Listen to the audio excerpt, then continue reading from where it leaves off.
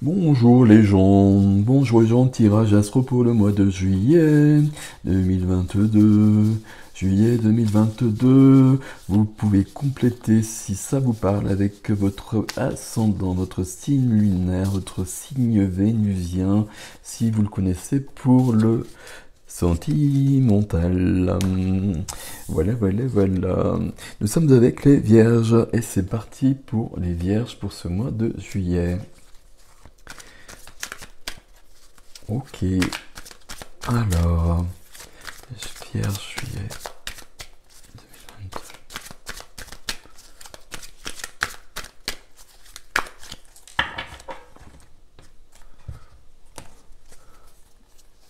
Alors, donc le 4 d'épée, je suis au deuxième tirage, le 4 d'épée est déjà sorti.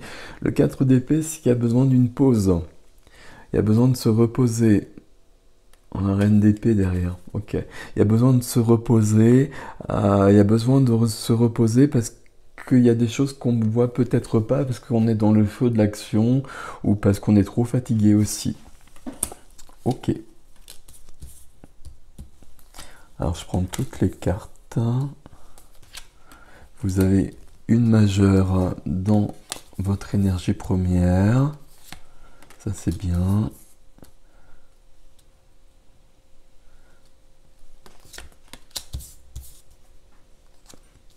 Ça aussi, on l'a déjà eu.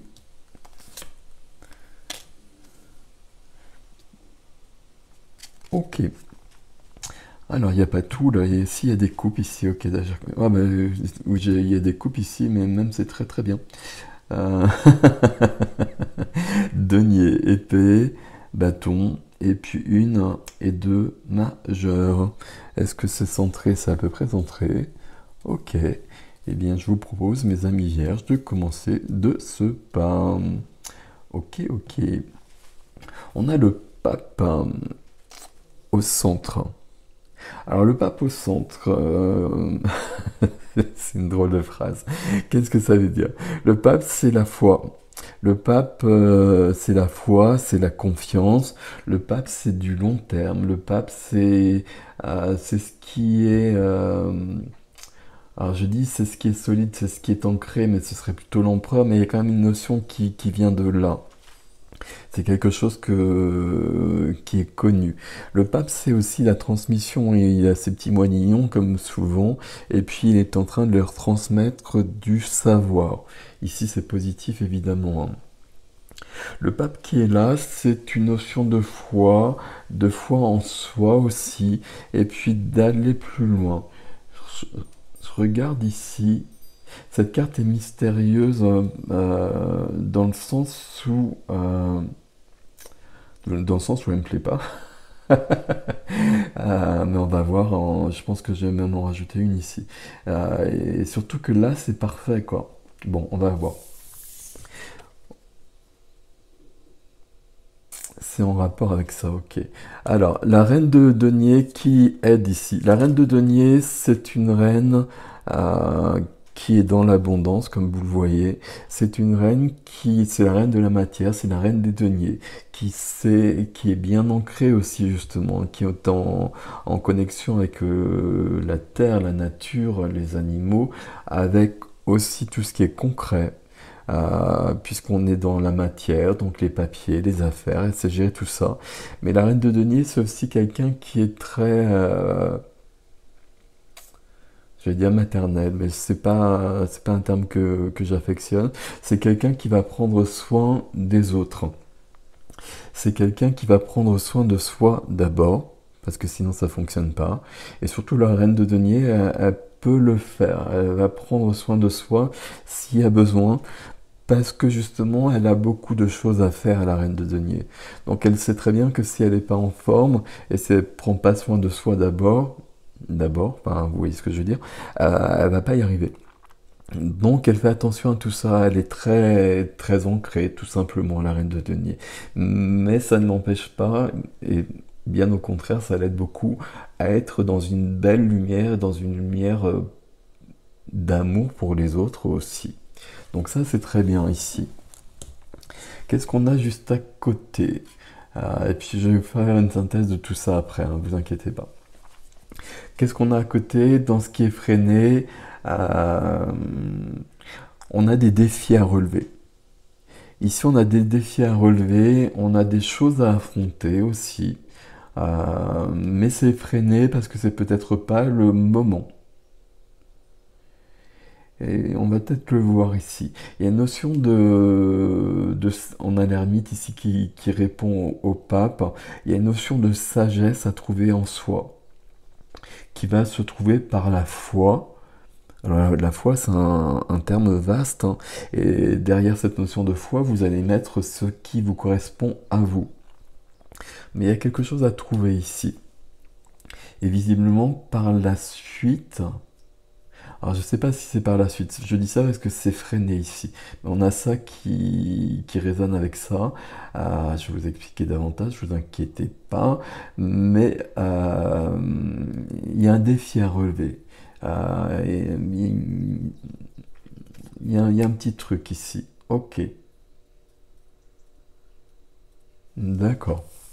Dans la vie relationnelle, dans la vie du cœur, dans le familial, le sentimental, tout ce qui peut concerner les relations avec les autres. 9 de coupe, la carte des vœux. Si vous faites un vœu, il se réalise. Et 9 de coupe, on est sur 9 coupes. Donc ça veut dire qu'ici, il y a beaucoup de choses qui sont en place, ils n'ont plus qu'une seule coupe. Et comme vous le voyez ici, c'est une carte où il y a beaucoup de choses qui sont là. C'est une carte où on est bien. C'est une carte où on est bien et on est bien avec les autres. Alors, familial ici, donc visiblement amoureux aussi, mais tout est en place. Tout est en place et c'est le résultat de nos efforts. Et c'est plutôt pas mal. Ce qui répond directement au 9, ici, de denier. Le 9 de denier qui est dans la matière. C'est ça qui me trouble depuis le départ. Les coupes, les sentiments, l'émotionnel dans le relationnel, et on a le 9 de coupe. Et tout est bon. Et dans la matière, donc les deniers, on a justement le 9 de denier. Et 9 de denier, ça va être la même chose. Ça veut dire qu'on a trouvé 9 deniers. Alors on les a pas trouvés justement, hein. C'est le résultat de notre parcours, de notre chemin, de nos efforts, de nos chutes, du fait qu'on se soit relevé aussi, etc., etc. 9 de denier, on est bien aussi, c'est le même système. Le 9 de denier, il y a beaucoup de choses qui sont en place, et là, pour le coup, on n'est plus dans l'émotionnel ici, on est dans la matière. Donc ça veut dire qu'il y a une sécurité financière, normalement, qui est là. Ça veut dire que de cela, justement, du fait d'avoir accompli ce parcours, on trouve aussi une liberté d'être qui on veut et de faire ce que l'on veut aussi. Il y a cette liberté d'être qui est là avec le 9 de denier. Donc tout ça, c'est plutôt pas mal. Dans la vie de l'âme, j'allais dire, mais dans la vie de l'âme, à côté, dans la vie intérieure, dans la vie spirituelle. Et la vie spirituelle, je vous parlais du pape et de la foi ici. On a le 5 d'épée. Alors 5 d'épée, alors à la base déjà, le 5 d'épée, pour vous expliquer que parce qu'on a quelque chose à comprendre ici qui relève de ce défi. 5 d'épée, c'est une notion de conflit. Le 5 d'épée, il est souvent davantage représenté par quelqu'un, il y a plusieurs personnages avec des épées, et puis il y a un personnage qui est victorieux, qui vous représente, qui a gagné par rapport aux autres, qui a gagné sur les autres. Et une notion de conflit. Alors ça peut être intérieur, ça peut être extérieur surtout. Enfin, on va voir avec tout le reste, hein. Puis je remettrai sûrement une carte ici. Mais le 5 d'épée, c'est... Quoique ça peut être intérieur avec la représentation qu'on a ici. Le 5 d'épée, il y a une victoire et puis c'est pas très épanouissant. Parce que ça s'est pas bien passé. Il y a beaucoup d'ego qui est à l'œuvre avec le 5 d'épée. C'est pas très très... On a peut-être eu le dernier mot, mais est-ce que ça valait la peine, etc. Il y a beaucoup de questions qui se posent ici. On a cette représentation ici du 5 d'épée, donc toujours le 5 hein, dans le tarot, de toute façon c'est toujours une épreuve, un challenge, un chaos qui va nous permettre d'aller plus loin. Avec le 6 d'épée, on va pouvoir passer à autre chose, on va pouvoir partir. Le 5 d'épée, on est dans cette histoire de conflit et histoire de blessure de l'âme. Tous les 5 vont nous parler des blessures de l'âme que l'on connaît bien. Et ici, si vous regardez, évidemment, on a la blessure de l'humiliation. Alors, où est-ce que vous êtes par rapport à ça? Est-ce que ça vous parle directement? Mais en tout cas, il y a quelque chose qui peut être ici, et ça peut être votre défi de dépasser ça justement sur ce mois de juillet. Ici, on a les 7 bâtons qui sont en haut là, il va falloir les trouver. Il va falloir franchir cette montagne pour aller jusqu'en haut là-bas. Mais on va y arriver. Mais c'est pas le moment. Il y a quelque chose de freiné et puis il y a une foi à trouver d'abord. On va en rajouter une ici. Je vais d'abord lire tout et puis on va en rajouter une ici. Ici on a besoin d'une pause et on a besoin de la reine d'épée, mais je vous en parle pas parce que j'ai le roi d'épée qui est là, donc bon, on va déjà en parler. Il y a un choix à faire dans le défi. Ici il y a un choix à faire, donc il y a quelque chose à décider. Qui nous mène à l'ermite. Et l'ermite ici, il s'agit de trouver sa lumière. L'ermite, c'est quelqu'un qui va prendre du temps, c'est quelqu'un qui va s'isoler, c'est quelqu'un qui va plonger dans son intériorité. Alors, ou qui va s'isoler éventuellement si c'est nécessaire, mais c'est surtout de plonger à l'intérieur, d'aller voir à l'intérieur pour trouver la lumière, pour trouver des réponses. C'est le grand sage, l'ermite, hein. C'est le philosophe, c'est celui qui va réfléchir, réfléchir, qui va ressentir aussi, hein. C'est quelqu'un qui est très connecté. Je pense qu'on est plutôt sur de la réflexion ici. Et qui va trouver la lumière. La lumière ici, il va la donner au roi d'épée. Le roi d'épée, c'est un personnage, et je dis c'est un personnage parce que c'est peut-être pas vous. Mais on va être dans la même énergie. Si c'est quelqu'un d'autre, je vais vous expliquer. C'est quelqu'un qui est intellectuel. C'est quelqu'un qui réfléchit beaucoup. C'est quelqu'un qui analyse. Donc il est bien sur la suite de ce travail de l'ermite. Et c'est lui qui va concrétiser le choix qui doit être fait là. Et ce choix, c'est l'ermite qui va apporter la réponse à ce choix. Le roi d'épée, c'est quelqu'un qui analyse, qui réfléchit à tout ça. Et qui, une fois que ce travail sera fait, va trancher. Va trancher avec l'épée. L'épée, évidemment, l'épée du roi d'épée, comme de la reine d'épée qui est derrière ici, c'est l'épée de la justice. C'est quelque chose qui va remettre de l'ordre. Cette épée, ça peut représenter une action, ça peut même représenter une action de justice, hein. Cette épée, ça peut représenter des mots aussi. Le 5 d'épée ici, c'est un conflit avec des mots éventuellement aussi.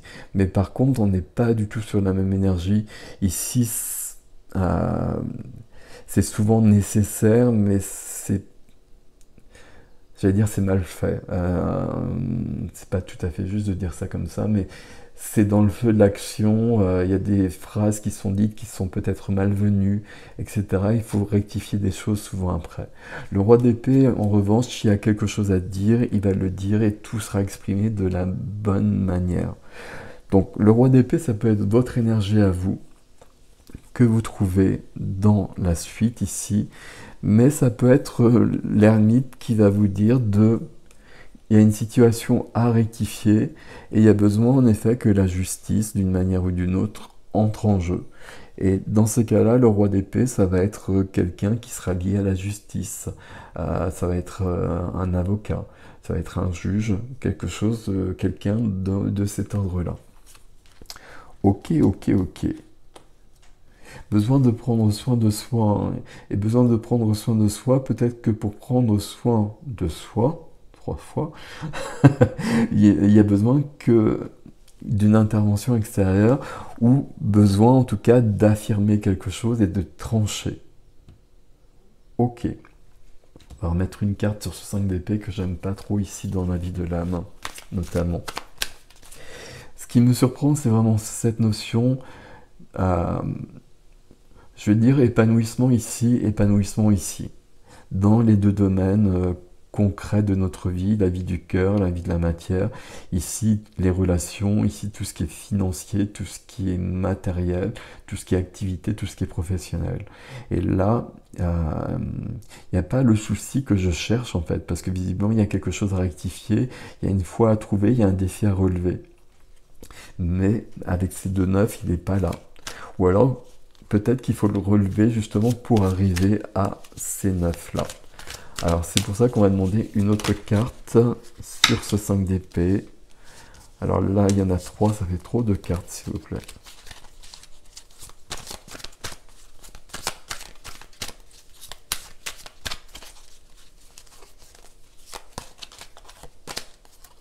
Ouais.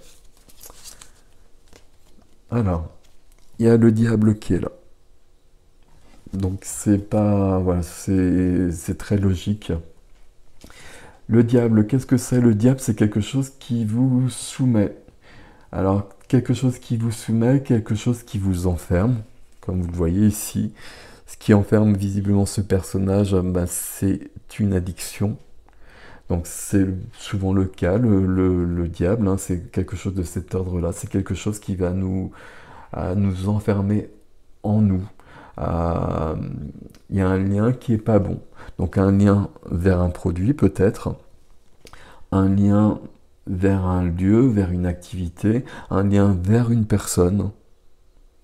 Mais ce sera toujours le lien qui est pas bon, ce ne sera pas la personne. Et le lien, il part bien de vous, et c'est en vous qu'il va falloir rectifier ce lien. Et on a bien vu ici qu'on cherche la réponse, et que le roi d'épée bah, vient justement trancher ce lien si je continue sur cette image ici. La première des cartes, sur ces 2 cartes-là, si je puis dire, cette représentation, elle est pas surprenante, mais elle est plus originale pour le 5 d'épée. Et vous voyez qu'elle est quand même très particulière. Il y a quelqu'un qui humilie quelqu'un d'autre. Alors, est-ce que ça vous parle? Est-ce que vous êtes cette personne? Est-ce que vous êtes celle-ci? Toujours triangle de Karman, persécuteur, bourreau, victime, etc. Est-ce qu'il y a quelque chose dans votre vie qui est de cet ordre-là et qui doit prendre fin? Il est temps que ça prenne fin.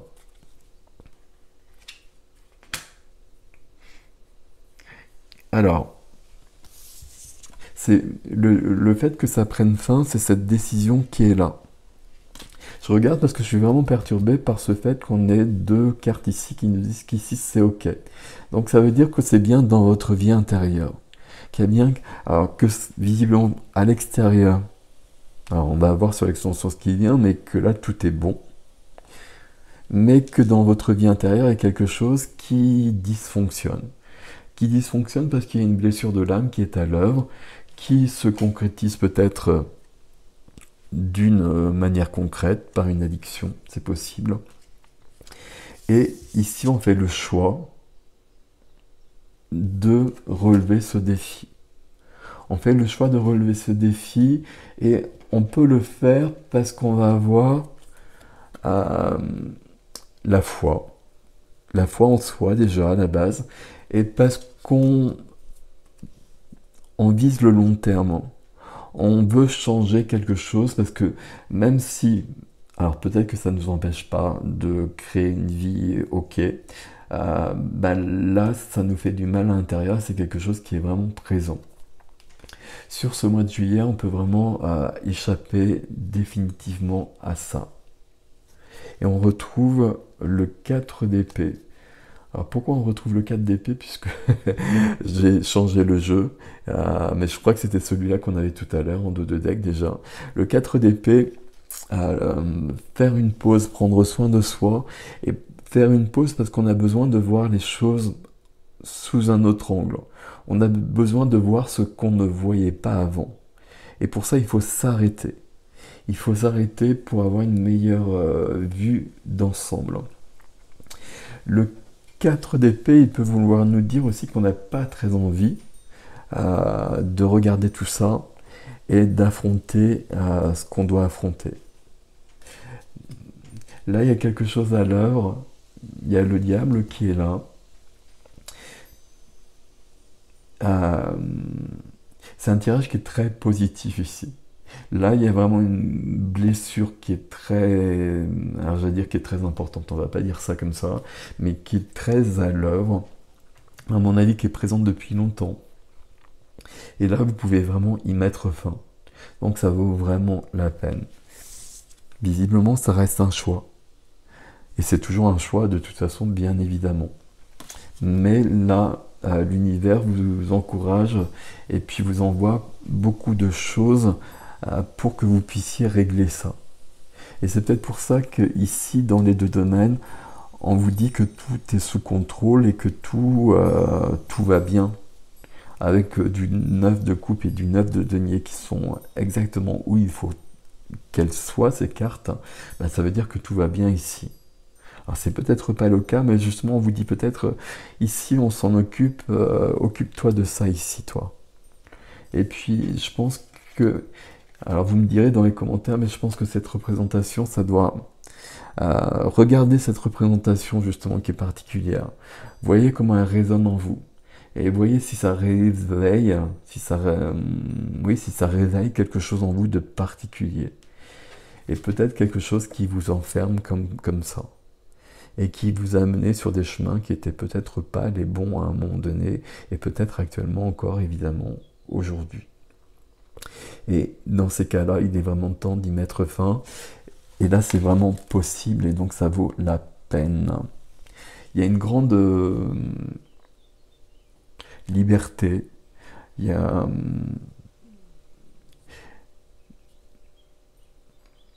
il y a un grand éclaircissement dans votre vie qui est possible en fait. Il y a beaucoup de... une grande abondance à tous les niveaux qui est possible.